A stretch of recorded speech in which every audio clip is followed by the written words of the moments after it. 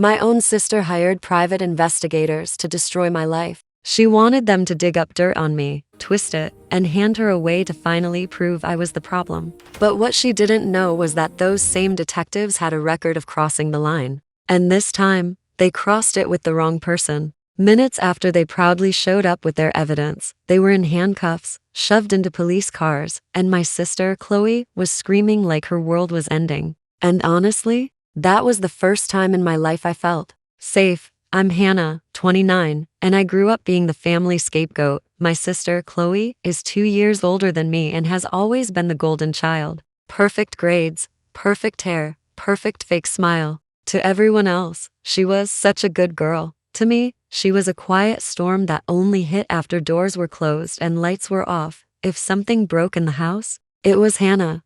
If my mom's necklace went missing, Hannah must have moved it. If Chloe cried, Hannah, what did you do to your sister? And I'd stand there, 12 years old, confused and helpless, thinking, I didn't do anything. But Chloe would already be sniffing, eyes red, shaking her head like she was trying to protect me. So yeah, that was my childhood. By the time I reached my 20s, I'd made myself a promise. I would build a life where my sister and my parents couldn't touch me.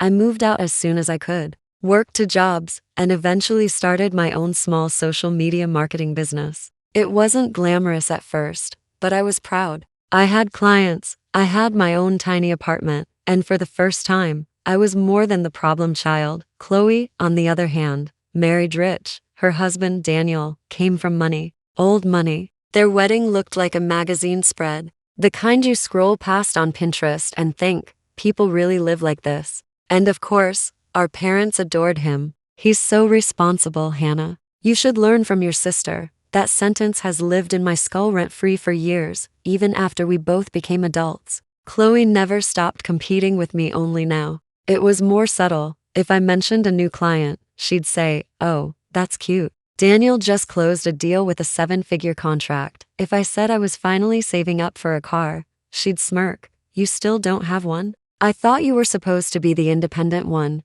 It always felt like she needed me to be beneath her, smaller. Wrong. The tension between us exploded after one specific event. Our parents' house. My grandparents left their old house to my mom. It wasn't huge, but it was nice and in a great location. After some long, awkward conversations and a lot of paperwork, my mom decided to transfer it into my name, not Chloe's. I'm doing this because you don't have anyone to fall back on, my mom had said. Chloe has Daniel. You only have you. Chloe smiled and said, it's fine, Mom. I don't need it. But I saw the way her jaw clenched, like she was chewing on nails. That was the day she stopped seeing me as a problem and started seeing me as a threat. Things really started spiraling when my business took off. One of my clients went viral on TikTok. Their success meant more people wanted to work with me. Within a year, I wasn't just doing okay, I was thriving. I posted a few pictures celebrating small milestones, signing contracts, getting a new laptop, decorating my home office. That's when the comments started. On a family group chat, Chloe wrote, wow, influencer life. Must be nice making easy money online. Some of us work real jobs. Our mom tried to smooth it over with a she's just joking, but I could feel the venom behind it. It didn't stop there. She started making little digs at family dinners. What exactly do you do, Hannah? Post selfies for a living? You know people get audited for random stuff all the time, right? Would be a shame if something didn't add up. It sounded like jokes. It wasn't. Then one afternoon, I came home and felt it, that awful, stomach-tightening awareness that something was off. My apartment looked normal, but too normal. Houseplants watered, couch pillows fluffed, laptop on the desk, exactly where I'd left it, but the air felt disturbed. I checked my bedroom. My dresser drawer was slightly open. I never leave it like that.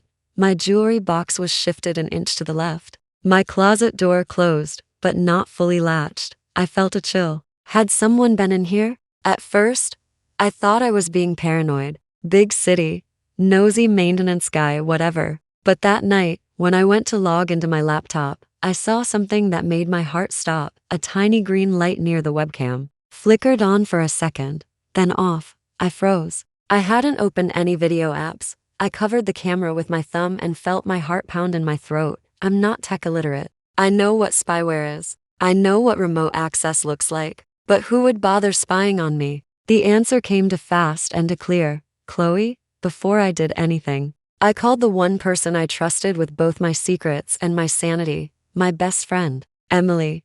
Hey, I think someone's been in my apartment, I said, pacing in my kitchen. And I think my laptop's been messed with. That's not funny, Emily said immediately. What happened? I told her everything, the drawers, the camera light, the weird vibe. There was a beat of silence. Then she asked, very slowly, Hannah, has Chloe been acting weirder than usual lately? I actually laughed. Define weirder. I mean, obsessed. Asking a lot of questions about your work, your clients, your money, that kind of thing. I thought back. Yes, she had. Questions about taxes, invoices, how I get paid, whether I report everything. Questions that at the time I brushed off. Why? I asked. Emily sighed. Because my cousin works part-time for this shady investigation firm. They take any job if you pay enough. He told me yesterday about a new client, a woman early 30s, hired them to dig up evidence on her sister who runs an online business and probably scams people. My blood ran cold. Emily. Did he say her name? He didn't have to, she said. He showed me a picture. It was Chloe. For a second, I couldn't breathe. My sister had hired investigators to expose me, to try to prove I was some kind of fraud. Why? I whispered. Because she's jealous, Emily said flatly. And because if she can prove you're shady, your parents might take that house back and put it in her name. And she knows the cops take financial crimes seriously. I sat down on the floor, back against the cabinet. So they're already watching me? Yeah, Emily said. But, Hannah, my cousin also told me they're not just watching. This firm has a habit of creating evidence, not just finding it, falsifying records, planting stuff. They cross legal lines all the time. My heart started racing. So what do? I asked. Go to the police and say, hi, my sister's trying to ruin my life? They'll laugh me out of the building. Emily was quiet for a moment. Then her voice turned calm, focused like she was flipping a switch. You don't run, she said. You document. We turn this around. If they're willing to break the law, then we catch them doing it. That's where the revenge really started. For a few days, I acted normal. I went to work. I posted on social media like usual. I had coffee with friends. I answered family messages with neutral emojis. But behind the scenes, I was in fight mode. With Emily's help, I installed my own security cameras in my apartment. Hidden but high quality. Got a tech friend to scan my laptop and phone. We found remote access software and a keystroke logger. Both were removed, but before wiping them, my friend set up a trap, backed up every email, invoice, contract, and client agreement I'd ever had to multiple encrypted drives, printed out a clean, simple record showing my taxes, payments, everything. No gaps, no illegal activity, just boring, lawful reality. Then my tech friend, Oliver, grinned and said, if they want fake evidence, let's see how far they're willing to go. He created a separate, isolated system on my laptop, completely fake bank statements and files, stored in a hidden folder in a way that only someone spying remotely would find. The statements suggested things like double charging clients, unreported income, stuff that looked shady but was all fabricated, not by me, by us. As bait, we also set my screen recording to silently capture everything whenever remote access was detected. Now we waited. It didn't take long. 2 nights later, at 2:13 a.m., my webcam light flicked on again. I was awake, sitting in the dark on my couch, watching the tiny reflection in a black TV screen. Showtime, I whispered. Oliver's system kicked in automatically, recording every cursor movement. Someone browsed through my folders, ignored the normal stuff, then went straight for the bait. They downloaded the fake files, took screenshots, dug through the fabricated bank statements, and exported them. Then they logged out. I felt a twisted thrill. Got you.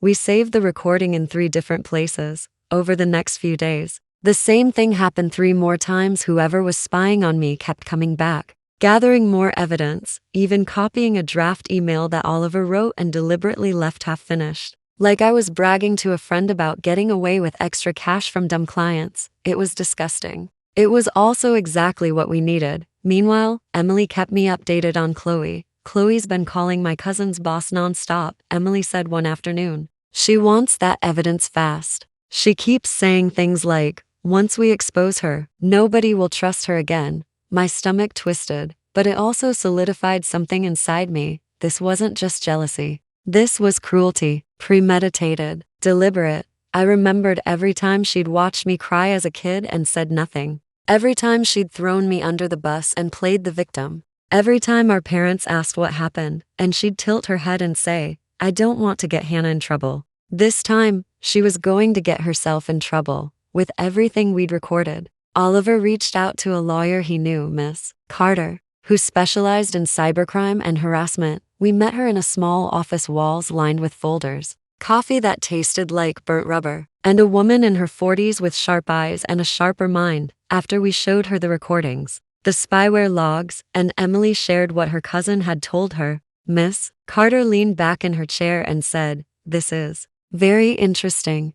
Is it enough? I asked. It's a start, she said. You have proof your devices were accessed without consent. You have proof someone was snooping and copying data. And your friend's cousin can testify that his firm was hired by your sister to investigate you, and the fake evidence. I asked, Does that make this worse? She smiled coldly. If they try to present falsified documents as real, that's fraud. Possibly extortion, depending on how they use it. And your sister? If she's encouraging or aware of these tactics, she could be implicated too. A strange calm settled over me. So what do? We let them come to you, Miss Carter said. Then we let them hang themselves with their own rope. It happened faster than I expected. A week later, my mom called, voice tight. Hannah, sweetheart, Chloe wants to come by your apartment and talk about something important. She's bringing some people. Is tonight okay? I almost laughed. Some people, sure.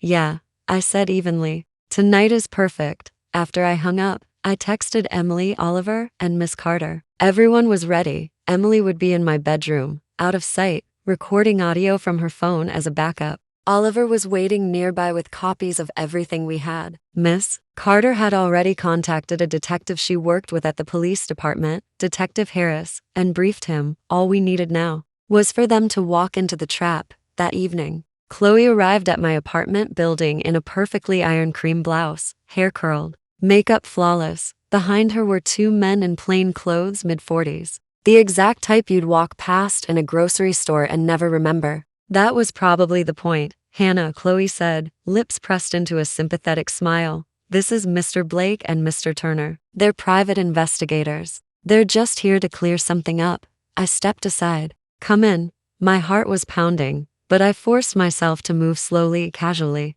I offered them water. They declined. Mr. Blake opened a folder and spread papers across my coffee table. Bank statements, screenshots, the fake email, all of it. Hannah, Chloe began in a soft, rehearsed voice. I hired them because I was worried. Your lifestyle. It didn't look consistent with what you say you earn. I thought maybe someone was taking advantage of you. But instead, they found this. I stared at the papers with what I hoped looked like shock. That's not real, I said quietly. Those documents are fake, Mr. Turner scoffed. We pulled these directly from your computer.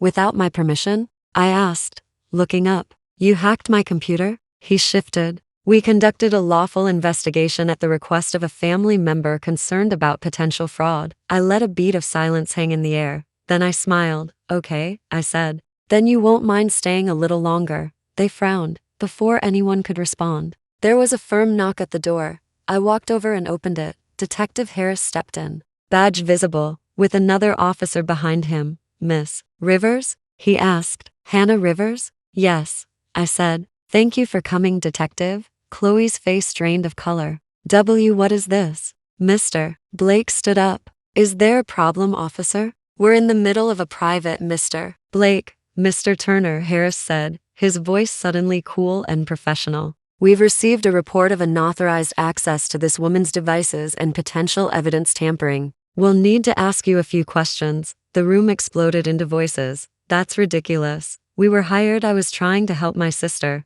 I stayed quiet. Harris glanced at me, and I nodded. Oliver stepped inside then, carrying a small USB drive and envelope. On this drive, he said, handing it to Harris, is a full recording of these gentlemen remotely accessing Hannah's laptop, downloading files they believed were real, and exporting them. They also appear to have added items to her system during one of the sessions. Harris looked at the drive, then at the investigators. You remotely accessed her computer without a warrant? He asked.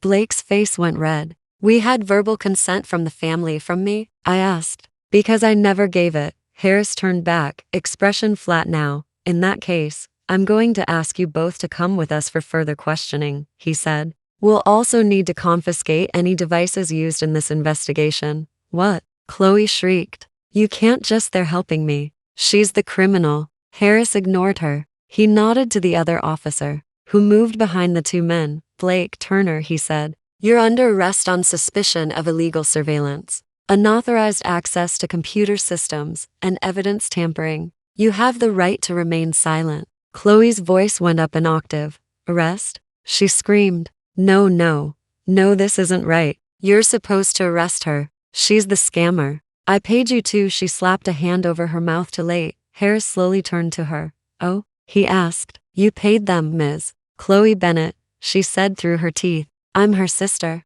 She's lying. This is all staged. Hannah, tell them. I met her eyes. For the first time in my life, I didn't flinch. I'm not lying, I said quietly. You tried to destroy my life. You paid people to spy on me and fabricate evidence. And you thought I'd just let you. Her face crumpled into something ugly rage, fear, entitlement. You don't deserve anything you have, she spat. Not the house. Not your stupid business. Not mom and dad's support. You were always the problem, Harris cut in, voice firm. Miss Bennett, we'll need you to come down to the station as well to provide a statement. You're not under arrest at this time, but I strongly advise you to cooperate. Chloe opened her mouth, then shut it. For once, no tears, no fake sobbing, just cold fury. As Blake and Turner were cuffed and led out of my apartment, Chloe stood there shaking, glaring at me like I'd personally ripped her world apart. Look at what you've done, she hissed. I stared back. No, I said softly. Look at what you did. In the weeks that followed, everything came out. The investigators' firm was already on the police radar for cutting corners, but our recordings and evidence pushed it over the edge. Blake and Turner were charged with multiple counts of illegal surveillance and evidence tampering. Their firms started crumbling under the investigation. Chloe? She wasn't charged, at least, not criminally. But Miss Carter helped me file a civil suit for harassment, invasion of privacy, and intentional infliction of emotional distress. I didn't do it for the money. I did it so there would be a legal record of what she'd done. My parents were devastated. Mom called me crying. I don't understand, she whispered. Why would she do this? Because you spent our whole lives believing I was the problem, I thought. Because you rewarded her for throwing me under the bus. Out loud, I just said, I don't know. Mom, you'll have to ask her. Our relationship is different now. Distant, but honest. As for Chloe, she's not the golden child anymore. Daniel wasn't thrilled to find out his wife hired criminals to go after her own sister. Last I heard, they were taking a break. I'm not happy she's hurting. Truthfully, I mostly feel tired, but I also feel something else, free. My business kept growing. My name was never dragged through the mud, because the only evidence they had was bait we planted ourselves. And now, if anyone ever tries something similar, I know exactly what to do. Sometimes I still think about the moment they walked into my apartment with those fake documents, so smug, so sure they had me cornered, and then turned around and walked out in handcuffs. That wasn't just revenge. That was justice. If you've listened this far, thank you for sticking with my story. If you've ever been the problem child, the scapegoat, or the one everyone doubted, I see you. You're not crazy. You're not overreacting. And you're not alone. If you enjoyed this story, don't forget to like the video, subscribe to the channel, and hit the bell so you don't miss the next revenge story. And tell me in the comments, what would you have done if your own sister tried to ruin your life?